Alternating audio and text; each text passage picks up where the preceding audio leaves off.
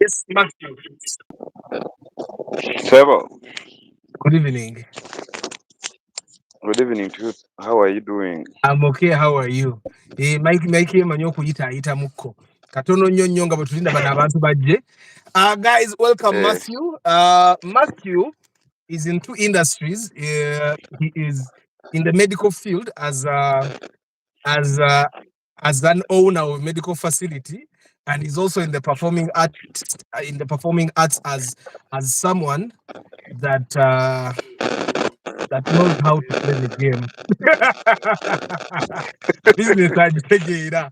So guys, katulinde kabala beyongere baje. Karota Uganda, how are you? Katamba Isaac Katende, how are you? Ile topic gye tuliko mwene bakwatako. It's very delicate because we have seen this thing happening, and somehow it's getting I think it's getting normal. Edda Matthew wamwe muri tata mwe ina abakyala bameka. Muzeeyi wange yalina abakyala babiri naye nga maama wange yali ow'empeta. Tulina bakulu baffe then naffe ne tulyoka tuddako. Erindako omukyala eyasooka yatali wa mpeta. Yes. Like your microphone. There's a sort of feedback that comes from your mic. Is it okay now? No, it's not network. Yes, now it's fine. I think we'll come over.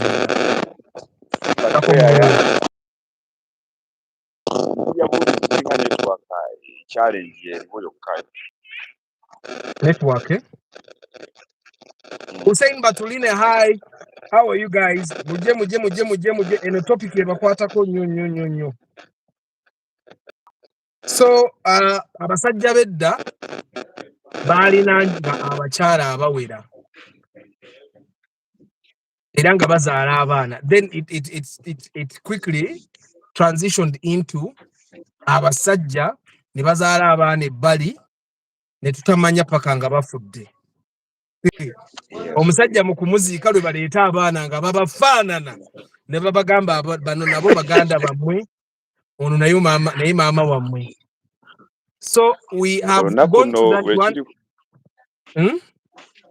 Olunaku lwekiri kugwako n'ogenda nga mugenzi oziika omuntu era kugamba mutazaalibwa awo lw'olimanya nti ensi ekyuka.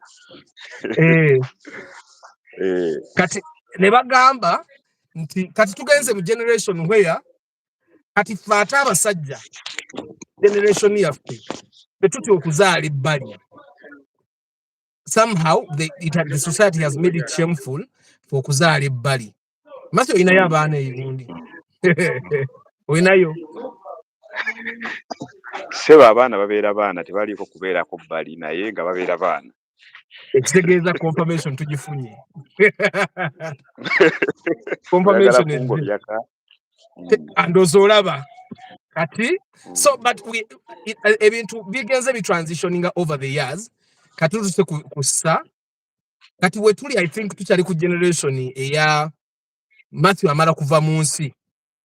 Mukwano gw'enfanfe n'alyoka avaayo n'abagamba muli wano naye Mathew abaddeyo n'abaana ebbali.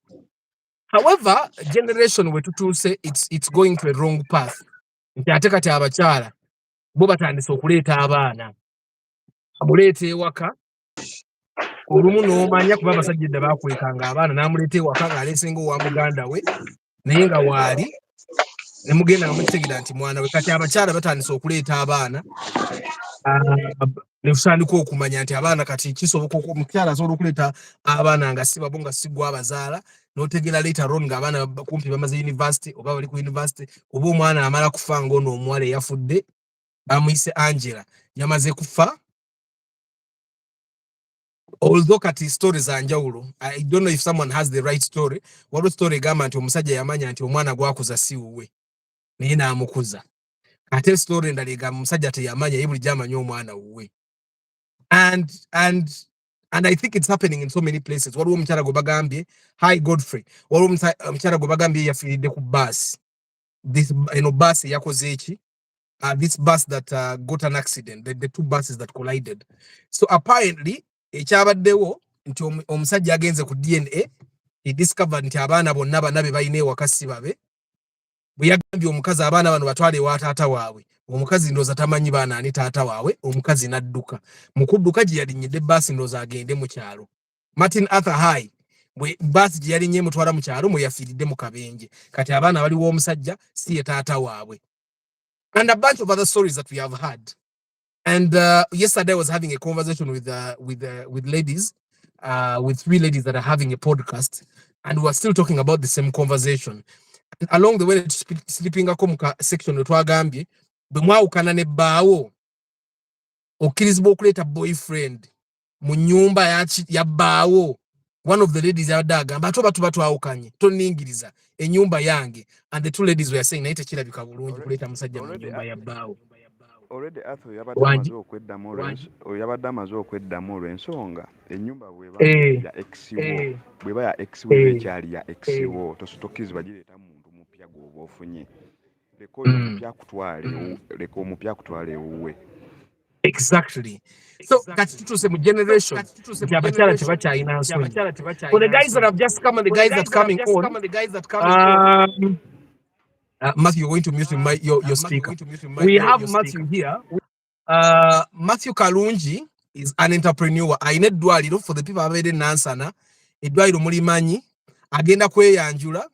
And from performing arts is one of the guys yakola contracts za government zonna. Ne contract gye nabagambako eyanzija mu bintu by'okubidinga ye yagitwala oyo gwe mulabo. Aina science bwamukola n'ayita waawo. Ye eyo kati nze yo navayo yasobolayo nze ngenda sigala mu byange nange byensobola. So but one of the biggest reasons why I have Matthew on this broadcast here today is Matthew mu mirimu gy'akola egimu gye twasoma. Matthew akola ekintu kye tuyita theatre for development. Now mu theatre for development fa basoma katemba professionally. Theatre for development mujja mu kitundu nga waliwo ekizibu ne mukozesa music, dance and drama to solve the problem. And ebizibu ebiberayo mu society ebyomukyala yayenze omwami yayenze simanyi omukyala yakoze and stuff like that. And also on the other hand, Matthew ayina eddwaliro, ayina ekintu bwe njogedde naye kusimula era ayina ekintu kyaŋŋambye. Ayina eddwaliro, mu ddwaliro eyo walina ebibaayo mu abasajja bemutera obutamanya. And ebiseera ebisinga twetaaga ne tukimanya because bw'otamanya osigala gwe ngoga bambi okyogedde ne kinnumamu. But anyway, Matthew soka weyanjulira abantu bange for the love of cars. Arthur neyanziza okumpa omukisa guno okujja ku live yo. Amanya ze Kalungi Mathew abasinga gwe bamanyi nga Mutayisa. Erya Mutayisa liva mu kya Mutayisa Properties kuba ndi director wa Mutayisa Properties, a real estate company eri eno Nansana Uganda. Tugenda kugulawo ne branch endala ewa Kiso mu Kiso Town Council mu December. So eyo company tuli myaka egiwere 15 nga ndi agamu ku malwaliro amanene Nansana wano Uganda nga services eziwerako ddala tukola surgeries, tukola tulina dental services ne service admissions bla bla kiyinza kubimenya nebimalayo scan ebintu ebyenjawulo ebibumba mu abalala. So at the same time nembeera nga ndi director wa Feto Creative Hub nga awo mu kintu kya performing arts theatre awo nawo ninawo experience ya myaka 15. So bwe nasinga kawo bajja gamba ndi mukweraga bwerazi.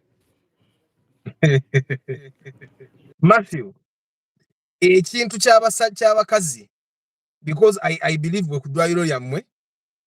You guys also offer counseling services. Council Patrick, welcome. Starch Events, welcome. You guys also offer counseling services, and I'm sure Marwali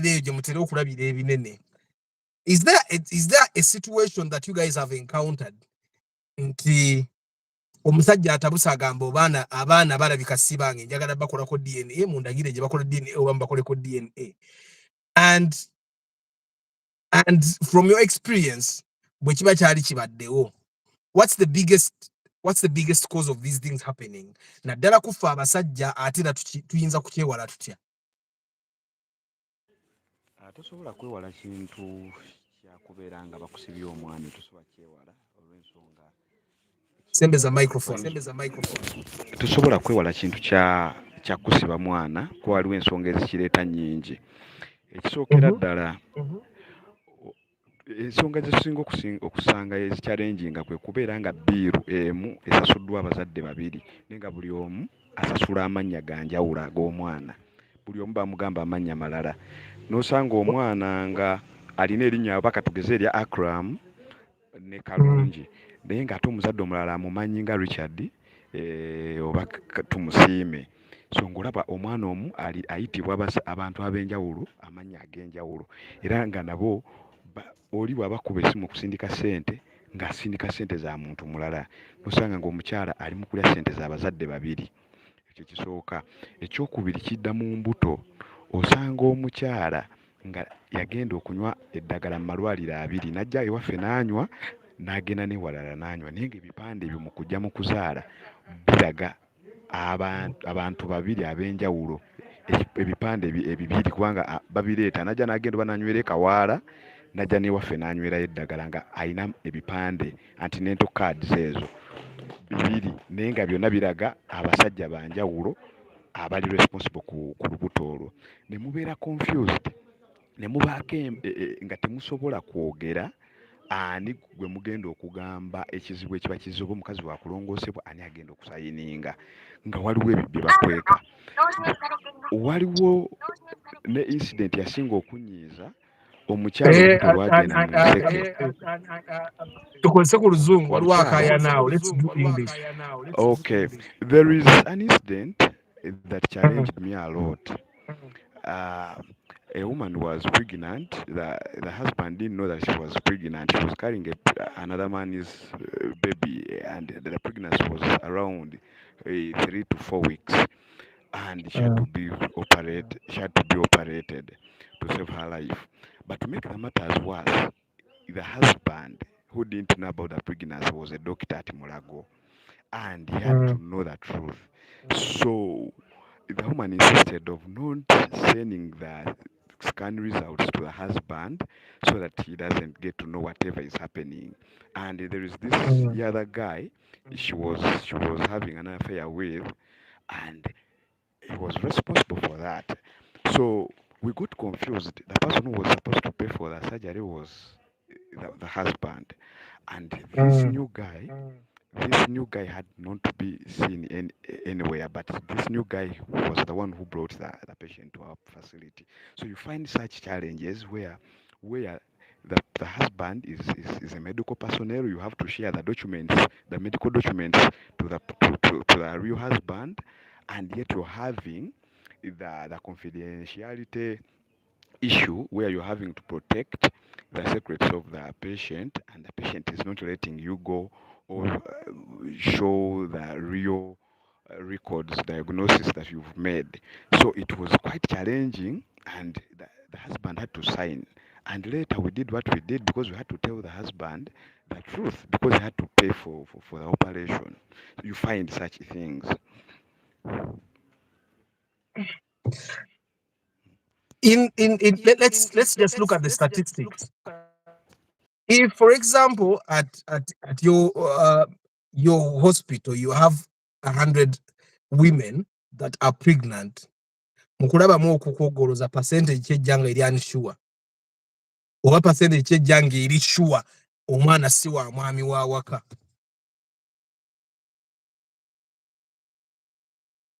Network ekugjeeko. So, guys, we are talking about a very delicate issue here. And I know some of you guys are on and off because of football. I'm thinking there is football. But so Matthew has been taken off by the network there. But we are talking about an issue that you guys have seen. Matthew, I was asking you before you went off of of like if you guys had like 100 women that came for, let's say, for antenatal. If you had 100 ladies that came for antenatal, mukubalabalamu okukwo percentage chi? Like, what's the percentage of those that are not sure of the father of their child?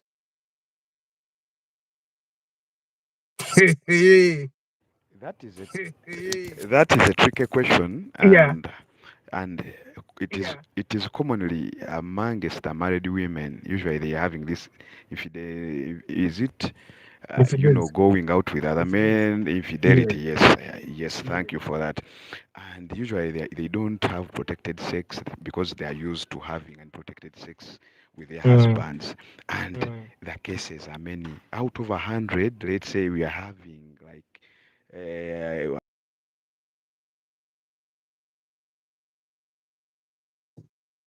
Network anetugirako awo nga atuwa percentage. it as an issue so that people discuss No, about this let's go back. extensively. You froze at when you are telling us the percentage. You froze at when you are telling us the percentage. It is 3 to 4% out of 100. 4%. That's actually small. That means that four out of 100 is small. It is not. It is not small because no one wants to care for the pregnancy that is not theirs. I don't know that you can take that as a credit if it happens to you, where you pay for the pregnancy, you pay for the medical bills, and it ends up getting such a case. And sorry to say this, one of my cousins, the guy paid for the play, and they told him that the boy is not his. After giving birth to the boy, then years later, like 4 to 5 years, then they did a DNA test and later found out that the son belonged to my cousin. But you don't know how psychologically it tortured him. And right now we are having the boy because we don't want him to grow up in that fracas. We are Uganda, and the boy was raised as a Mutoro, speaking another language and growing up into a different culture. So if I'm talking about this, I've seen it, I've experienced it. I see people crying. A lot is happening, though we don't want to always share such things. And I find that that's one of the biggest problems is about it. People don't want to talk about it. You talked about the women that come with two antenatal charts, one from another hospital and another from another hospital. Do you ever get a chance, like off the record, like you're not talking about not medical sense, you're not seated in your medical office and you're talking to them professionally, you sit aside and you ask them, okay, what happened? What's the reason? What's the reason that you have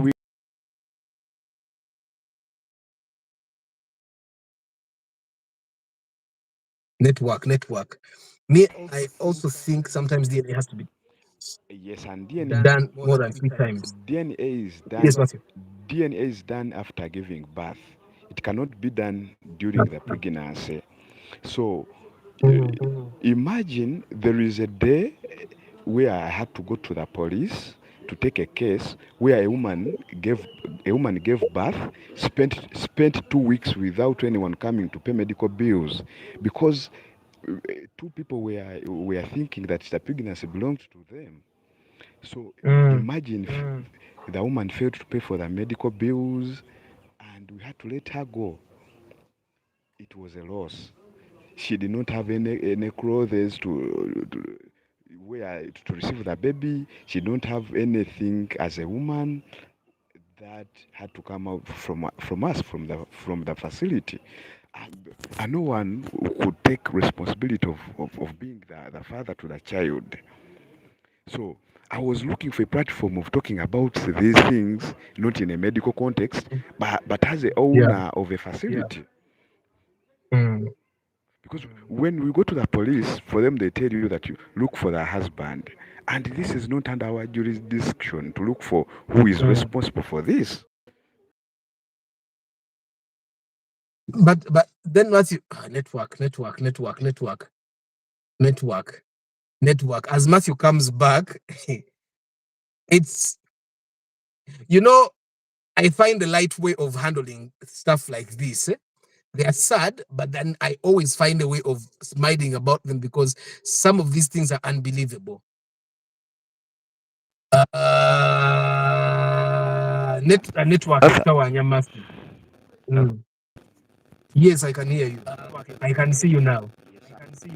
I'm having a challenge with network where I am. I'm somewhere. That's why you're seeing this T-shirt. We usually having a meeting when the month is ending as men, and that's why I'm on and off. I'm not in the office. So, the thing that I wanted to ask you, Matthew, is, do you ever sit down with these ladies, like off the record, and then you try to find out what the reason is? Because you have said yourself at the beginning, you say that there is no way that we Matthew have deco network here. So Godfrey is saying he has a friend who was almost run mad after DNA. I know, Godfrey, it's a very sensitive topic. Matthew Ngabakoma, Jagara Mubuza Chibuze Chirive. Matthew network but let me ask you a question. Can you hear me? Yes, I can hear you. So I wanted to ask you a question. Off the record, nti sawe no toyogera nabo nga musawo, toyogera nabo nga ina dwaliro nanyini dwaliro, but you talk to them as a person. Do you ever get to sit down like this person omukyalo ono yava mu dwaliro n'agenda nga tasasudde? Do you ever get a chance to talk to them off the record n'omubuuza naye lwaki obadde okola kino? I'm trying to find out what the biggest reason is that abakyala baffe nti bajja kuzaala abaana ebbali. Because if we find the biggest cause, maybe we can address it. Kati gwe ng'abo baddemu n'ogamba nti abasajja bazze ne beekubira mu ddwaliro. Usually they don't fight, physical fighting, because we don't allow that. We send them to the counseling unit of the facility to counsel them, and we don't indulge into knowing the cause of infidelity, as you say, as in the facility. But as Mutaisa, when I'm doing my podcasts on TikTok, I usually get search and people come to your inbox here. People, because they don't know you, they tell you the reason as why they are doing certain things, but not particularly these ones that come to my facility. If you get me right, you get it. But these who come to my facility, when they go to sound linda kwamba si sound movie. Okay, how is that? Yeah, that's better. So these who come to my facility, that this ezemu nefa azemu nafa era kyali mufu soko oveeko mala okomewo.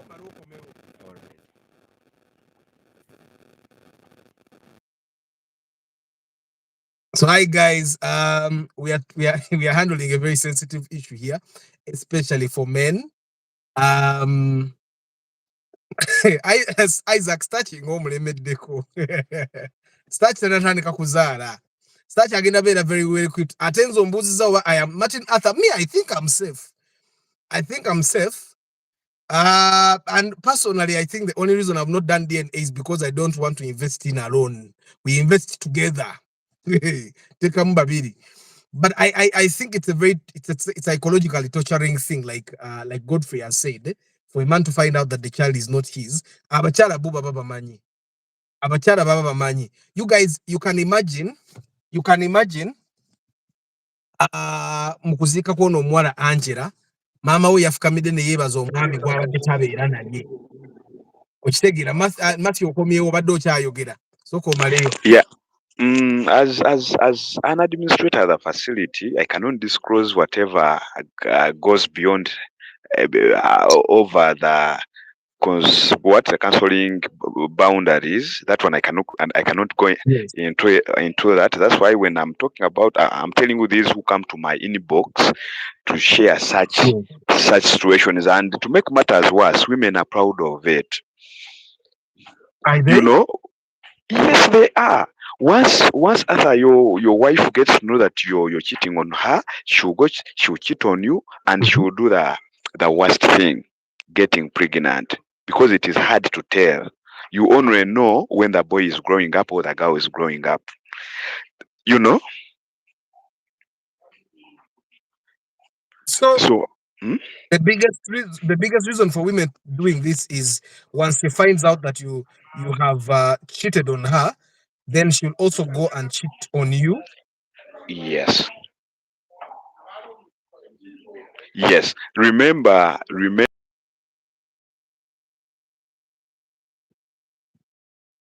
protected sex. So they do it out of fun, and they do it in groups.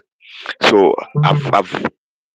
I've had people talking about these people coming to my inboxes, and they are proud of it. That ninaya musajja wange eyo omusajja mwagala nnyo okumana mwagala namuzaalamu n'omwana. There are things I cannot disclose me as a person, and that I've went through them as a person, and me, you know, obeera n'omuntu naye ng'omuntu for her she is okay. Obeera n'omwana oba akuzaalamu omwana amusibe bbaawe nga it is okay. Gwe n'ogamba bugambi what if singa mukazi wange yabadde asobola okikola. Remember Arthur, okutegeera omwana atali wuwo bamala kumuzaala n'alwawo. Not all people have the chance of taking kids to have a DNA test done. Abantu abasinga baavu. So omuntu alaba bulabi omusajja alabise bulungi alina 6 pack n'amwagala n'ayagala amuzaalemu ng'alowooza n'omwana ajja kubeera ne 6 packs. Ate tugenda sometimes where we do performances and someone cries in the audience when you take her aside to share their stories. No gamba, really? Can this happen?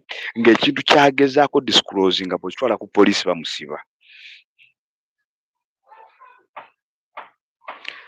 Kwegambe ensi you wonder and you get confused, but and you start protecting your family. There are things now I've learned to respect women and to say sorry to my wife when we are having any disagreement, just to save myself from fathering children that are not mine. Matthew, you apologize to save yourself from raising children that are not on a lot of occasions. So kyogezaako okutugamba nti buli mukyala asobola okuvaawo n'agenda just mu busungu n'azaala ebbali. Yes.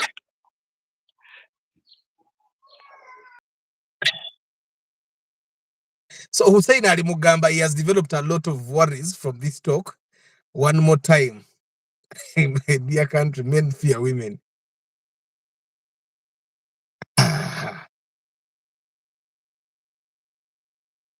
So guys, Mathew network emusumbua. I don't know what is happening. Mathew aje kuchimeza. Mathew aje omusawo, you remember the doctor we had on the Chimeza? The doctor works at Mathew's medical facility. Oyo musawo akola wa Mathew.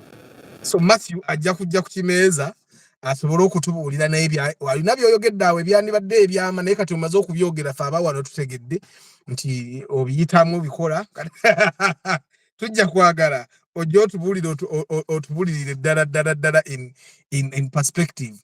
But then Mathew, both as someone, as a man, but also as a person that has a medical facility, kati fe abasajja kiki tuyinza okukola to protect ourselves, because kati bwe tutuuse, I think the biggest fear for every man, naddala abasajja ab'obuvunaanyizibwa, nti omukazi abeerawo nga they know they'll have a child and you will look after the child whether you like it or not, because you're a responsible man. You don't want the society to say you're not responsible. So how would the men do? Because you have told us one of the things you're doing, when one of the things you're doing is apologizing to your wife, no matter what, even when she's the one in wrong, you are apologize to make sure. Sorry, sorry, Mathew Madde Ogambye, one of the methods you're doing is apologizing to your woman to make sure Tanyiga to the extent of revenging. Kati network akyeta mukola network abantu abamu bakuba ku simu anti eno bagikubako nnyo nja kuweereza kakodi. So anyway, Mathew badde ngamba ng'oggyeko okwetonda, kuba olumu nkimanyi weetondera n'ebyotakoze nga toyagala. Kati what other thing can the men do to protect themselves? What kiki tuyinza okukola ng'abasajja, because this broadcast sinalabako omukazi n'omu olunaku olwaleero, abasajja be basinzeeko. Come again? Mbadde mbuuza nti abasajja abali ku broadcast wano, what can they do to protect themselves, to make sure that tebabazaalira abaana batali baabwe? My network has completely refused. Kankubeezewo eddakiika endala 5 nkute, then nja kuyita ku kimeeza abantu bongerere ddala information, naye tozze mu kibuuzo kyange. Gwe mu kulaba okukwo, because you have been having these conversations, oyinza oba tosobola tugamba what the women have said, but maybe you can tell us what we can do to remedy this, because ekyo ekizibu kibaawo, naye era kigenda okubaawo omusajja aba alina kyakoze ebiseera ebimu, either ekiwadde omukyala gaapu oba ekiwadde omusajja ow'ebbali gaapu. What can we do to make sure that tebatuzaalira baana batali baffe? The bitter truth is, one is to be submissive to our women. Two, abakyala tubaagale nga bwe twali tubaagala olunaku lwe twabakwana. You know, it's like after when you buy a car, wali ojagala, naye bw'omala ogigula, you get used to it. So the moment you get used to the car, etandika okufuna obwagazi okuva mu bantu abali outsiders, kubanga bo bagirabanga tebagivugangako. Kakati ekyo kireetera abo abagyegwanyiza okubanga bagiddiza okugiwaana enkwata nga bwagikwatanga mu kusooka. So yensonga lwaki kyanguwa, ate ekiwomerezo kimanyi kizalenkenke. So imagine Arthur has a wife. Mathew comes, takes Arthur's wife outside, maybe to a hotel, a 3-star hotel. Then they go to a room that has a bathroom that has a toilet, shower, or a bathtub. So what gift would that woman give to such? Network.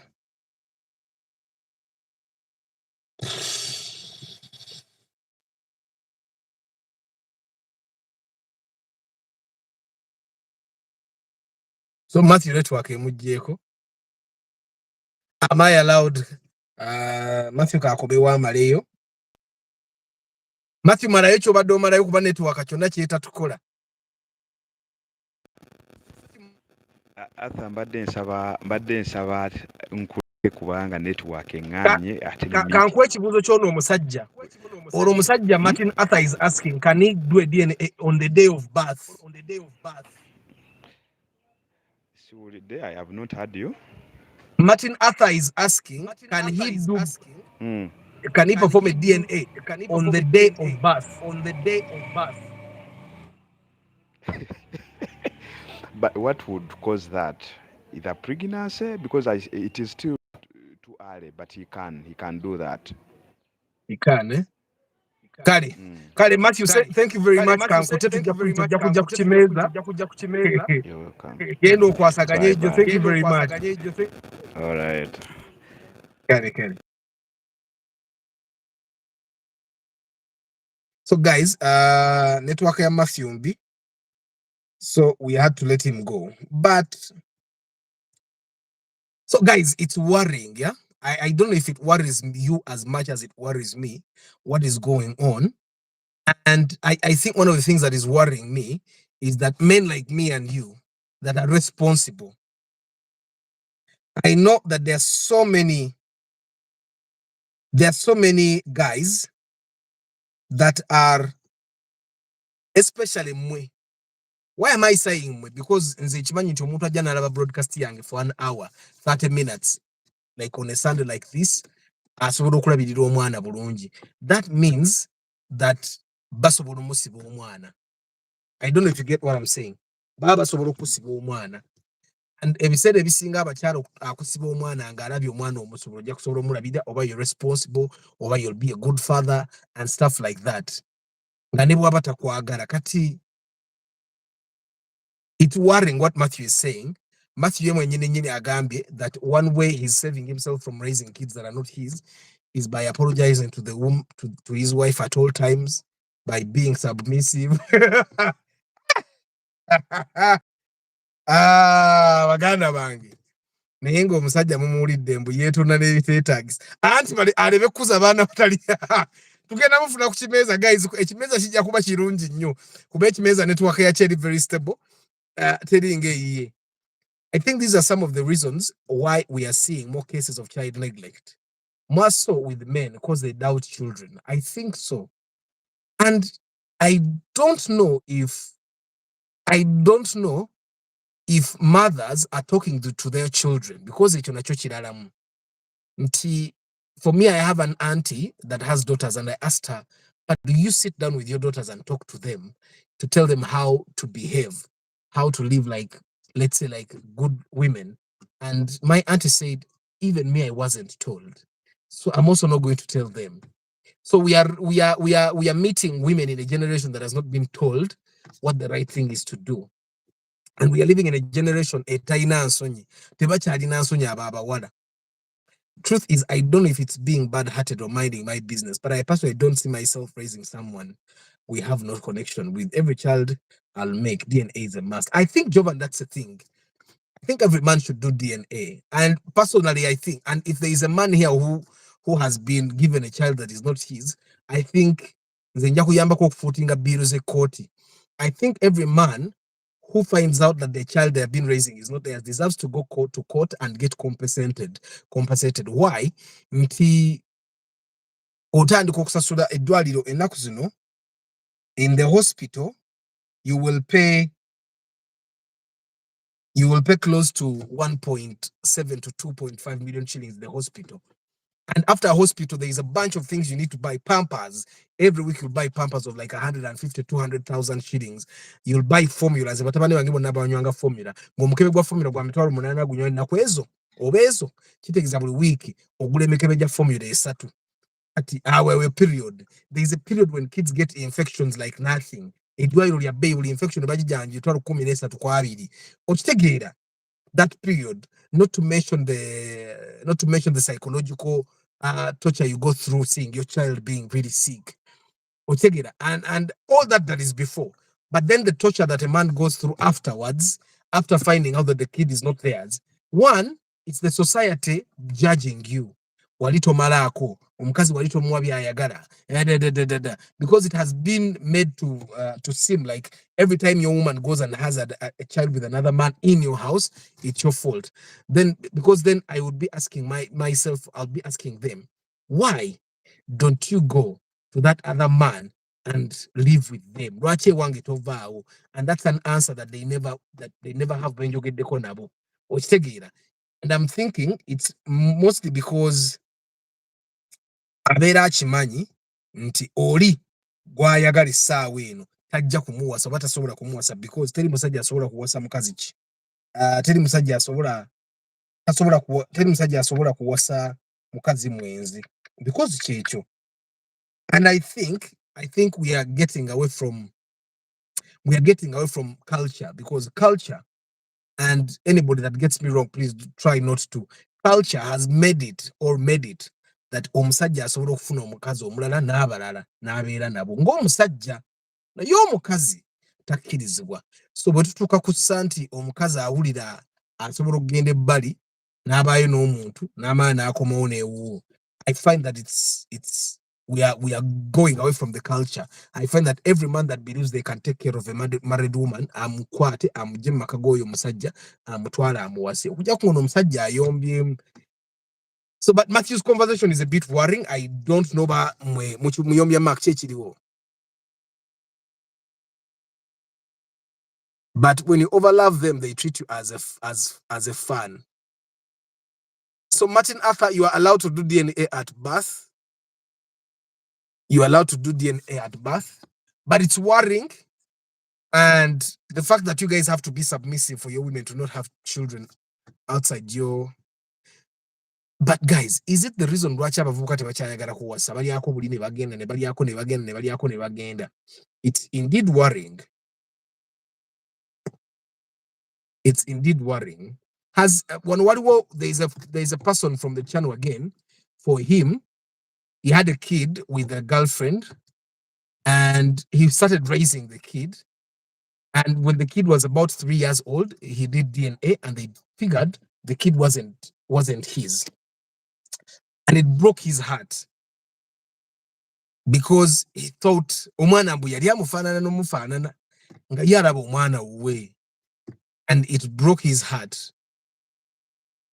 It's when something like that happens to a man, alwawo okuddamu okwesiga abakyala. Kati munsaasire nze nyina kuba kibanda in love. Antugenda bakibanda lwa nsonga dasha wagambidde ogenda mugulira emotoka wano. Kati wamaze ddo okulaga side gy'ogwa. We are raising children by doing public service. I don't want to live under doubt. It's totally true, Isaac. I think every man should do a DNA. Mugende mukole DNA. Nange nja kukola DNA. Naye mama bana ino leta akasente. Sijja teekamu sente zange zokka. Kano oteekemu sente zo zokka oba ofuliramu wa. Naye yazaala abaana. Naye aleeteyo. Anti oli ajja kugamba ata kati gwe ayagala okumanya. Ffenna twagala okumanya. Gwe oyagala okunkakasa nange njagala okumanya. And I think the thing that is happening with DNA tests, abakazi baleetera abasajja okulowooza nti when you do a DNA, then you don't trust me. It has nothing to do with that. I'm just getting my peace of mind. My cousin fainted from the day he did the DNA in Mengo Hospital. Choka, the woman just said she did it because he had the funds to take care of them. Imagine. Because I was young, I learned. Are you sure? Kati kati wogendera mu kooti omukazi bw'aba talina ssente zaakuwa bamusibe. Yes. Kati ye generation egenda okuddako. Because apparently fenga abasajja, when we make a mistake, we are locked up. Have you guys realized? Gwomusajja bw'okola ensobi omukazi bw'akuloopa ku police, government yekupersecutinga n'okupersecutinga, batandikirawo state attorney yakutwala mu kooti ne bakusiba. For abasajja, it's very unlikely to jafuna state attorney akurepresentinga, but you can get a lawyer, an independent lawyer, n'akurepresentinga mu kooti, omuntu oyo n'akuliyirira sente ne psychological torture gy'oyiseemu. I find that I would definitely contribute to make sure that a man gets justice. Kwatwetaga justice. Arthur, most of us here have our doubts. Na conventional men like me just choose not to not know. I take whoever child they give me at a face value. No face value. Why can I tell you face value? My kids look like my grandfather. One of them looks a lot like my mother. My mother died when I was 2 years, so I only saw pictures of her. My grandfather yazara mama wange yenda mulabako. My eldest son looks like him. So I don't think that's a mistake.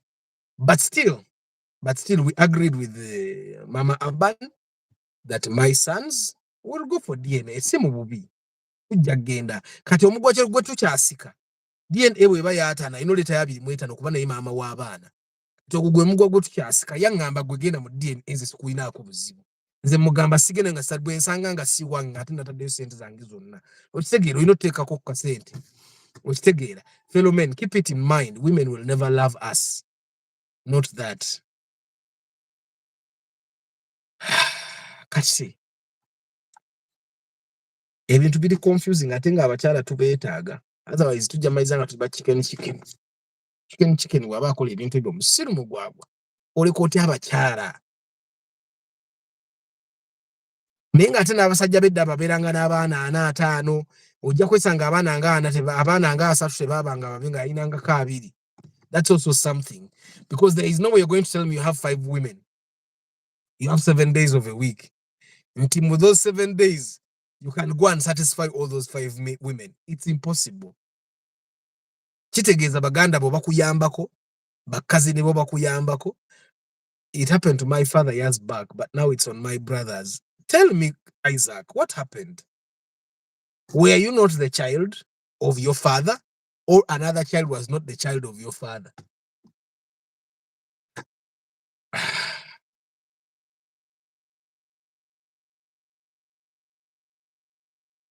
When you guys were dating, for the people that are married, when you were dating, is there something you picture back and you say, maybe, what woman on me, I had an ex of mine, we tried to go campus out.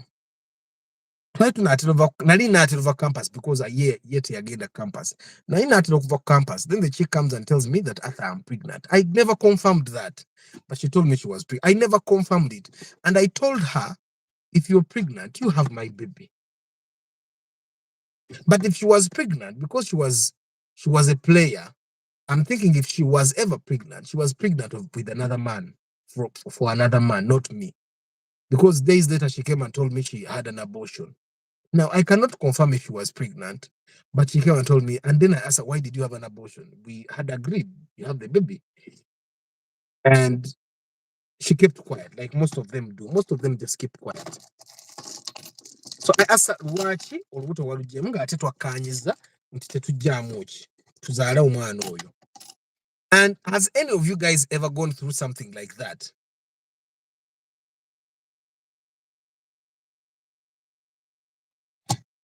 Because bwekibanga kati nze nteeka okuba kati bwenkikubamu akaseera ako tewaliwo nsonga lwaki omukyalo oyo yali ajjamu olubuto lwange oba omuwala oyo. I was not so well off, but I remember that day lwe nasembayo okwogera naye, I was with a friend of mine, twasoma naye baali bamuyita Kasule, tetwali naye Makerere. I went to drop her and I told him what I was going through. And he told me, Nika kati Arthur gwe toli bubi. Osinga n'okuba obulungi. Kati gwe embeera gy'olimu olubuto bajjamu lwaki? And I told him nange mugambe tajjamu lubuto. And then a week later she says, I had an abortion. And kati kirabika ng'ennaku zino abaana abo bagezi nnyo. Tagamba nti ajjemu akoze abortion, agamba lwavudde mu miscarriage.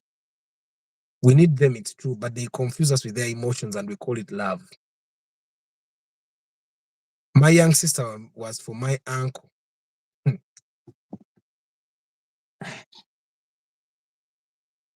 Isaac atonkanga.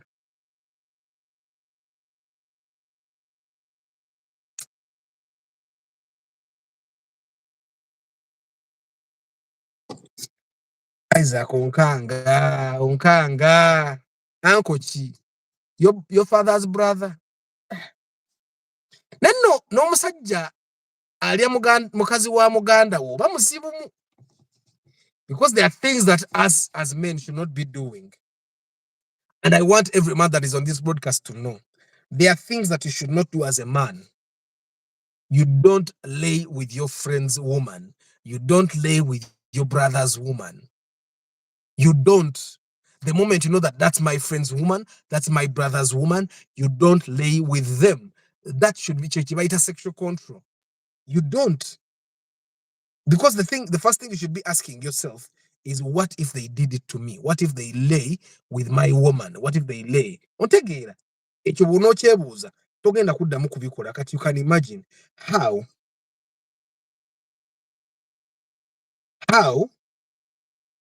would a brother sleep?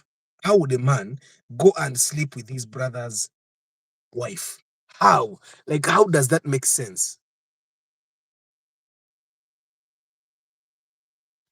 Auntie Jovan, that's not incest.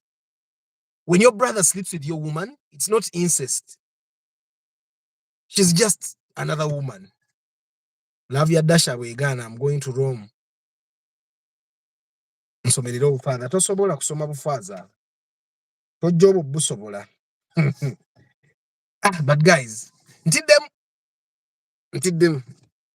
Neyongedde okutya okusinga bwe nabadde nga sinatandika broadcast kubanga person ali mu medical field wakugamba nti emirundi mingi abakyala bajja okuzaala nga tebamanyi ani taata wa mwana oba nga tebali sure oba ng'alina ebipande bibiri. Ebipande, they are the charts that they use for antenatal.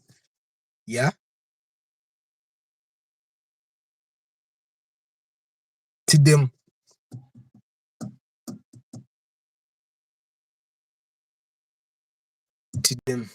Nenga wasajja banange, whatever you do, you don't live with your friends, woman. You don't live with your brothers, woman. That should never be a go zone. That should be a place you don't go. However horny you are, bamaraya gye bali ab'enkumi 5, gye bali ab'omutwalo, because ne bw'ono omugenda ko togenda mubeerako essaawa nnamba ogenda beerayo eddakiika 5-10 omala ogambe kati nkola ki. The solution is DNA at birth. Should be a policy. It will help a lot. Don't you remember Segirinya Sagatu? And I don't know.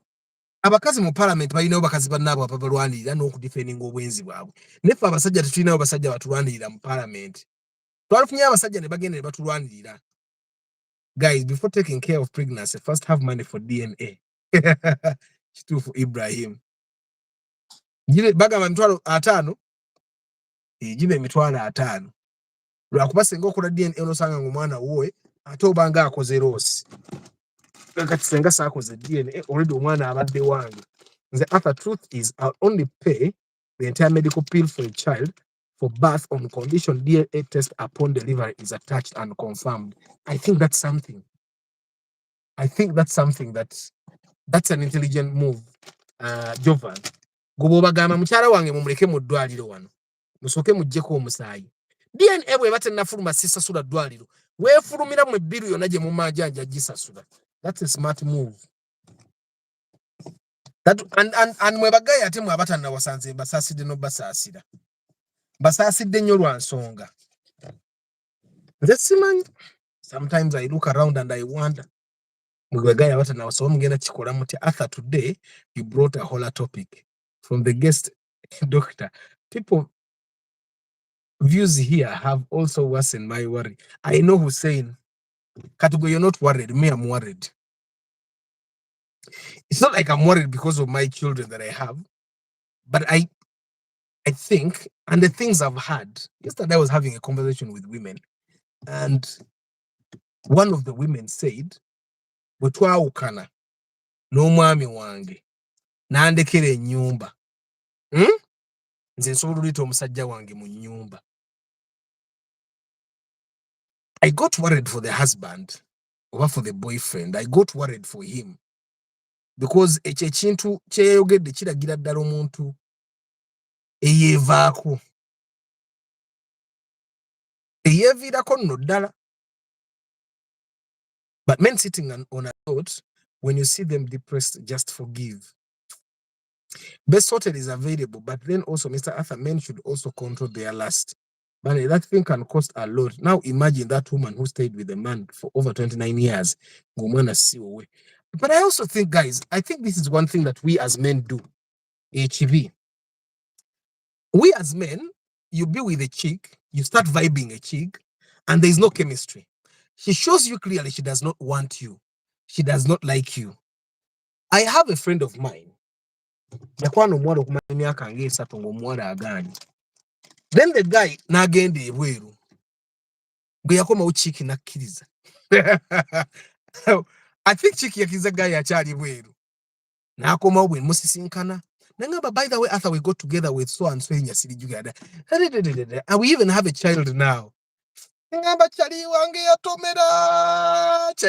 yatomera and mumanya okutomera kuola banga kutomera. Chiki yayita kwagala.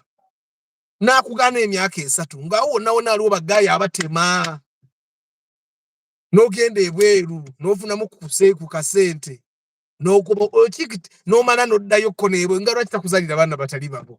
I think guys tulekerawo okukwana biri bye batugambanga nti omukazi omukwana paka bwakkiriza. Mukazi mukwane bw'olaba takuliko muveeko. Ate n'omukazi ne bw'omukwana nakkiriza musome bw'olaba si yakuliko ebiri awo muveeko. Because bw'ota bagenda kuzaalira abaana. Trust me guys, oyo mwana bye maama w'oyo omwana yabadde mu kuziika. Bwe yafukamidde yeebazizza taata w'omwana oli ali ebwetu yeebazizza ono gw'abadde abeera naye for 29 years 27 I think 29 27 yeebazizza ono gw'abadde naye for 27 years. Kitegeeza ono ebbanga lina ly'abadde ali naye abadde yeewogomyewo bwewogomi era bulijjo akimanyi nti ekyama kijja kufuluma ensi etegere nti omwana si wa wano era bwe banaategeera nja kuba ngobeddwa akimanyi. Baye tembeera n'abakazi batabaagala omukazi ne bw'omukwana ng'olaba takuliiko mwesonyiwe bw'aba akuwadde okulyako olikewo ogambe ndiddeko bye ndidde. It's better to lose 500k than to lose all to care what's not yours. Women are shameless. Naye nze nja kukunamira omukazi lumu. Nze kasita bro wange yazaala. So nze now I'm living life to accomplish some goals. And now olina okubawo n'omwana owuwo. Kati gwe byokola obikolerera ani? Otherwise kati awo staki kola bukozi olye buli sente zo bw'oba togenda kuzaala. Naye bw'oba ogenda kuzaala you need to be very very careful. Baleme kuzaalira baana batali babo because n'ekyo nakyo kibeerawo and it's a very bad thing. Naye nga I am worried for you mostly. Mmwe naddala mwe abavubuka abafunye ku ssente nga temulina ba girlfriend temulina bakazi naye nga ssente weeziri mwe bagenda basi b'abaana mujja kukiwulira kubanga buli akukkiriza lwakuba oyina ssente. And the thing that we have been told nga tukula, we have been told nti ssente ziwangula omukazi ziwangula omutima gw'omukazi nti bw'omutwala era ekyakigozi kyagambe kyandibanga kyekituufu tebatwagala, they don't love us. Kuba kakati Mathew agambye omusajja bw'atwala mukazi wo mu 3-star hotel wali bathtub naki taba ayina mmuwaako kakati kati bathtub eba ebikoze tewali kirala kiba kibikoze okugyako bathtub. Kati awo nze simanyi na kumanya. I am worried for you guys abatannawasanga ate mulinawo kasente because sente zammwe zigenda baleetera ebizibu. Mukuliza abantu abaana. Mathew yennyini alina kamation nze nja kamubuuza ku kimeza. He said alinako abakyala abaabaddeko nabo nga bafumbo naye ng'omukyala yennyini amugamba.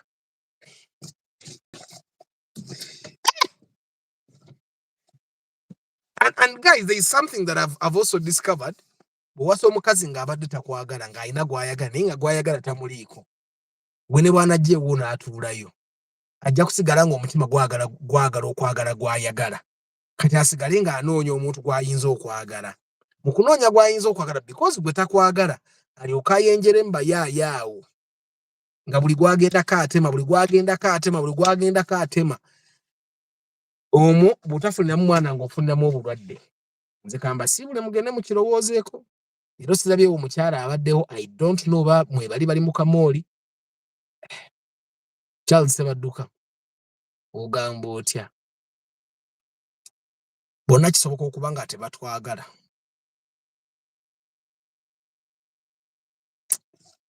Guys, mpeddemukko kumaanya akatonotono. It's true they confuse us with their emotions and in love with what you can provide. It's possible nti omukyala oyo aba ayagala by'osobola kumuwa time, care, affection,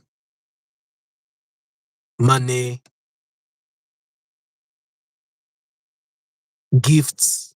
I spent 2 years ng'omuwala ng'agaanye but I focused on only her. When she left other guys for me, I had to go another 2 years of courtship with no sex till I married her. Now I'm 4 years in marriage.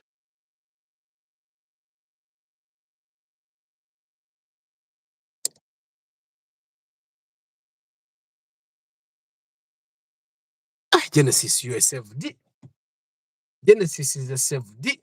Oli mulokole pure. Ffe tetukwanira myaka 2 Genesis naawe. Myaka 2 nga nkwana ki? Mpozi bwe mba kwanira emyaka 2 wali mba njagala kulyako buli to recoup my investment of time, of energy. Genesis, you're a real God's son. I'm telling you.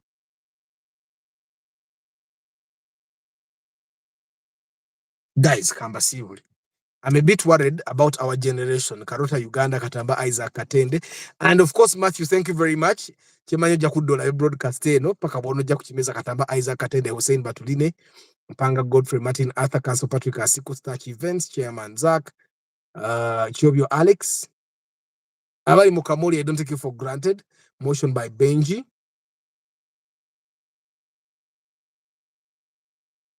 Muyombia Mark, K. Jovan, Chigozi Ibrahim,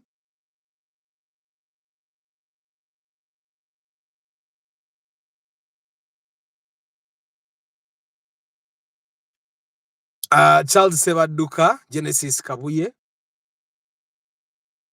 K. Jovan, why are you asking Genesis if he's happy? He has told you he's happy. He's married. 4 years in marriage. Mwabata na wasanze mbera likitideko. Genesis, you're one of the few guys. Ze yoli chali wange nze mwera likidirako. Chiki yalita mwagalirako ddala. Arthur, I abandoned my kid out of my girlfriend's disagreement. Now it's a year. The kid is making 3 years, but the mom is not following me. What happened? You disagreed with the woman? Now umwana no muvako. Anti kati waliwo okuva ku mwana ngo mwana wava kuwo. Ekyo nakyo si kirungi. Namwe abali mu Kamoli Chairman Zach, I don't take it for granted. Hussein, omwana gwe wasulawo bw'abeera wo kimanyi nti oba okoze era. So kugenda okole DNA, omwana bw'aba wuwo okomyewo omwana wo. Bw'aba si wuwo, awo omute. Guys, don't abandon your kids. Yeah, you need to take care of your kids. Omwana kasitaba wuwo, atali wuwo muleke taata wa mufeeko. Arthur, don't make complex man bam, because ebyadala you'll make me distance myself from women. No, Starch, you can't. You need women. Even me, I can't distance myself from women. I can't. Yeah. I am way. Even when God was making the earth, he made man. He said, man needs a woman. He made a woman. I can't. But we need to face the fact. The fact is that much of baso borokusiba omwana. Tulina okwewala ekyo. Tulabenga tebatusiba baana. I don't know if you guys get what my point. My point is we need to be very careful. We need to be very. Now that she's not following you, mulonda bango omwana atali wo, anti abakazi abolumu akyesonyo obwesonyi n'asalawo bakasa. So sobola ogenda okole DNA Hussein. Genda okole DNA. Asobola okusalawo n'agamba ga musajja okamwesonyiwe, is dead to me. I had a conversation with a woman some time ago that said, my ex, the father of my child, is dead to me. So you just have to make sure that she's not saying things like that by doing DNA. And if you discover the child is yours, do your job. Because as a father, you need to do your job. Which take it muganda wange. Niyo mwana bw'aba si wuwo ng'okita. So my guys, have a very good evening. But tonight, take like 10 minutes to fear women. Zono omukazi ono yaziyise omuwala we yantiisizza nnyo nti omukazi asobola okutereka ekyama okumala emyaka 29.